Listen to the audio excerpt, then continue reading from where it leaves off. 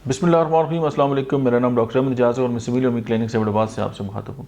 आज हम बात करेंगे कि ऐसे लोग जिनको के आती है और वो बड़ी कड़वी होती है और वो बड़े परेशान होते हैं कि यार अद्वियात भी खा रहे हैं और बड़े बड़े स्पेशलिस्ट जो हैं उनको भी दिखा रहे हैं, लेकिन जो के है वो ठीक नहीं हो रही।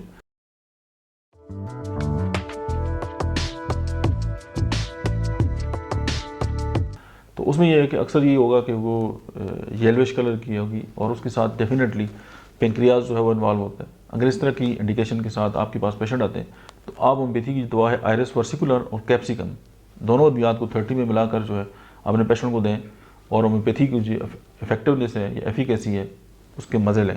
अब ये दवा ना सिर्फ ये कि पेनक्रियाज पे इसका बहुत बड़ा एक्ट है, बल्कि ये है कि अगर बॉडी के अंदर कोई इन्फ्लेमेशन हो गई है और स्पेशली आर्गन की जो इन्फ्लेमेशन है और with reference to the pancreatitis, ये उसको भी जो है वो दूर करती है। मिलते हैं नेक्स्ट वीडियो में, तब तक आप देखते रहिए डॉक्टर अहमद इजाज़ ऑफिशियल।